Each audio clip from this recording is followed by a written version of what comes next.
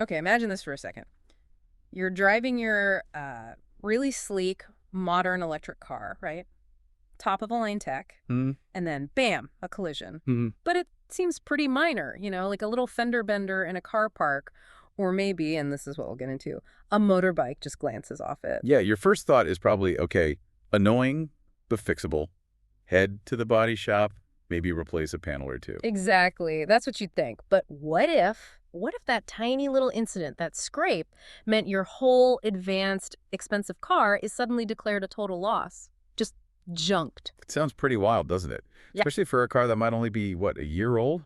Maybe less. Okay. Still got that new car smell. Right. And it's not just some hypothetical worry. It's actually happening. It's a real consequence of this, well, fascinating but definitely disruptive new way of making cars. Which brings us to our topic. Yes. So today we're doing a deep dive into Tesla's Gigacasting technology. It's this really advanced method for building car bodies. Great for manufacturing efficiency, no doubt. Huge efficiencies, yeah. Yeah. But it's having some pretty significant and honestly surprising consequences for repairs, for costs, even for the environment, and sort of what owning a car even means now. So our mission today really is to unpack this, get into the nitty-gritty of this engineering marvel. Yeah. We want to figure out why a car built this way could be totaled after what looks like almost nothing. Yeah, and what does that actually mean for you, the person buying or driving these cars, and, where is this all headed? We're basing this on some reports, and specifically an article that highlighted a case, a Tesla actually, Yeah. that tangled with a motorbike. And, spoiler alert, it didn't end well for the car's repair prospects. Okay, let's get into the mechanics then. What is gigacasting and why is it such a big deal compared to how cars are normally built? Okay, so think about traditional car making. Hmm. For decades, it's been about taking hundreds, sometimes thousands, of separate stamped metal pieces. Like a giant, very complicated metal jigsaw puzzle. Exactly. And then you have this complex dance on the assembly line. Welding robots, bolting things, using adhesives. It takes time. It's like a lot of factory space, a lot of steps. So how different is gigacasting? I mean, just how much does it shake up that traditional assembly line? Oh, it's a fundamental shift. Yeah. Imagine getting rid of hundreds of those stunked parts and all the robots needed to join them.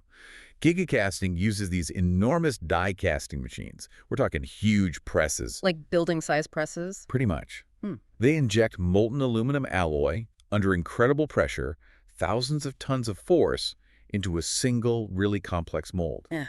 And out comes this massive structural component. Wow. Often it's the entire front or rear underbody structure of the car, maybe even both eventually. So instead of, say, 70 or 100 parts welded together for the rear structure, you have one. One part. That's Yeah. incredible from a manufacturing perspective. It is fewer parts, fewer welds, faster assembly. You can see why automakers are jumping on this. The cost savings alone must be huge. Okay, so lower costs for the manufacturer, faster production.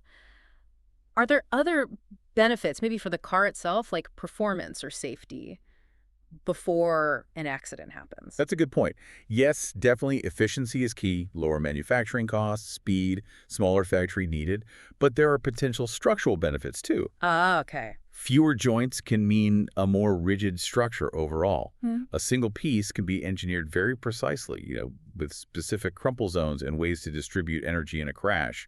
So theoretically, it could even be safer initially. Right, because there are fewer potential weak spots where parts join together. Exactly. So it looks like a win for the factory, maybe even a win for initial safety tests. Okay, so manufacturing win, potential initial safety win. Hmm. But then the car leaves the factory and it meets that motorbike we talked about. Mm-hmm. And this is where the story really changes, right? The article we looked at makes this tension really clear.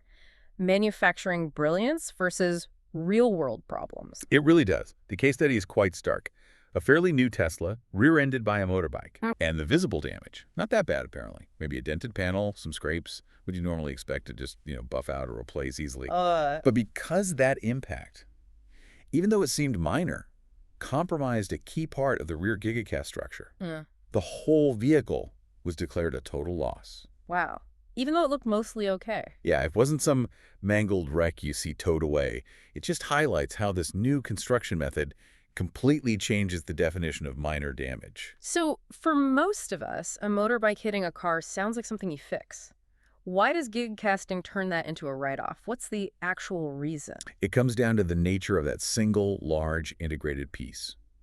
With a traditional car frame, if you damage a section, maybe a bolted-on subframe or a specific rail, you can often replace that part. or cut out the damaged bit and weld in a new section. Standard body shop stuff. Right. But with the Gigacast, you can't really do that. If there's a crack, even a small one, or a bend in a critical area of that massive casting, well, it's compromised. Compromised how? Is it just weaker? It's about structural integrity and safety engineering. These parts are designed as a whole to absorb and redirect crash energy in a very specific way. Even a tiny crack, maybe one you can't even see easily, or a slight deformation, can create stress points. And that means it might not perform as designed in a future crash. You can't reliably repair it or patch it and then recertify that it meets safety standards.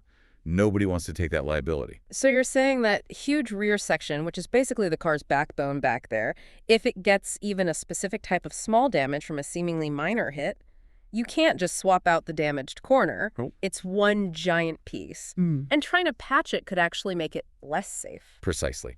The safety standards are incredibly strict, as they should be. Yeah. Certifying a repaired Gigacast, proving it will crumple exactly as intended next time. It's practically impossible, given current methods. The metallurgy, the internal structure, it's all engineered as one unit. Any weld or patch changes that fundamentally. So it becomes a binary thing. Either the whole piece is perfect or it's considered unsafe. Essentially, yes, from a safety certification standpoint. And I guess this leads straight into the money side of things. Because even if you could technically replace the whole giant piece, the cost must be enormous. Absolutely enormous. You're talking about the cost of the massive gigacasted part itself, which could be, tens of thousands of dollars. Just for the part. Just for the part. Then add specialized labor, maybe special equipment needed to handle and install such a large piece, calibration, reassembly. It adds up incredibly fast. So compared to maybe a couple of $1,000s for a traditional panel or frame repair, You could easily be looking at a repair bill that gets very close to, or even goes over, the car's actual market value, especially if the car isn't brand new anymore. and that's the threshold for an insurance write-off, isn't it? When the repair cost exceeds the value. Exactly. So even if a repair is physically possible by replacing the entire giant section, it becomes an economic impossibility. The insurance company just says, nope, cheaper to pay out the value and scrap it. Which means a car with maybe years of useful life left, all its advanced tech just gone because of how it was built. So does this mean we're kind of heading towards, well, almost disposable cars? Or maybe much shorter ownership cycles? How does this affect insurance long term? Premiums must go up if minor hits cause total losses. It definitely challenges our whole idea of repairability, doesn't it? For Yeah. decades, you dent it, you fix it. Yeah. Especially on newer cars, this suggests a potentially much shorter economic lifespan if these core structures get damaged. Yeah. It forces us, and you as a consumer, to maybe rethink how long you expect a car to realistically last, Yeah. or what repair even means anymore. Insurance models will have to adapt. Premiums might reflect this higher risk of total loss. It could change everything. And something that really jumps out at me here is the environmental side. Yeah. I mean, we're talking about EVs, right? Often sold on their green credentials. Lower emissions while driving. Right, that's a major selling point. But if you're essentially designing them to be thrown away after a relatively minor accident, doesn't that kind of undermine the whole sustainability argument? You're scrapping the whole car, the battery, all the electronics, everything. That's a huge point. It really brings the concept of life cycle assessment into sharp focus. Think about the carbon footprint, the resources that go into making that car in the first place, Especially the battery. especially the battery. Yeah. Manufacturing an EV battery is incredibly resource and energy intensive.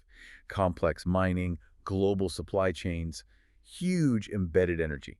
If you scrap a nearly new EV because of damage to a Gigacast part, you're throwing away all that embedded energy and those valuable finite resources years before you should. It just seems incredibly wasteful. It does. It potentially cancels out a significant chunk of the environmental benefit gained during the car's operational life. We have to look beyond just tailpipe emissions and consider manufacturing and end of life. This could push us towards a more disposable model for these very complex machines, which seems counterintuitive. Wow. So it's this really fascinating but also kind of troubling trade-off. You get amazing manufacturing breakthroughs, potentially more rigid cars initially. It wins for the production line. But on the flip side, for you, the owner, it means potentially higher insurance, a car that might get totaled way sooner than you expect, and this massive environmental question mark about waste. And it's not just about Tesla, is it? Other manufacturers are adopting or exploring similar techniques. This could be the direction the whole industry is heading. Which makes understanding this stuff really important, doesn't it? So you know what you're actually getting into, beyond the sticker price. Thinking about total cost of ownership, insurance, what happens if you do have a minor bump? Absolutely. It's about being an informed consumer and understanding the broader impacts, societal, environmental, of these new technologies. Innovation isn't just about making things faster or cheaper to build. It's about the whole picture. Okay, so just to recap here, we've seen how these big leaps forward, like gigacasting, they're brilliant for making cars efficiently, but they create this real tension, this conflict, with actually repairing them and thinking about how long they last. Yeah, it's not just about one car model anymore. It feels like a bigger shift in how we might need to think about owning a vehicle. So that leaves us with a pretty big question for you to think about. As cars get built with these huge integrated single-piece structures, how does that change what we expect? How long should a car last? What happens with insurance? Can we even call it repairing anymore? And where's the balance between pushing innovation forward and making sure things are actually sustainable and practical in the real world?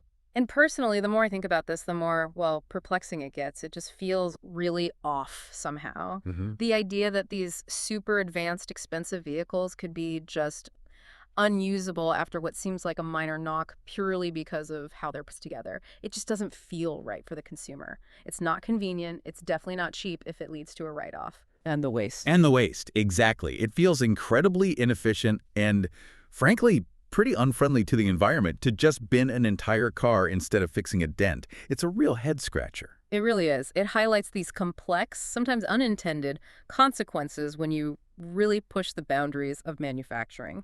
So if you agree this is perplexing, if you think maybe throwing away nearly new cars isn't the most convenient or economic or ecological choice for us consumers, then definitely hit that subscribe button. Make sure you don't miss our next deep dive. And if you found this discussion helpful or interesting, Yeah, please give us a like. It really helps us out. Thanks for joining us on the deep dive.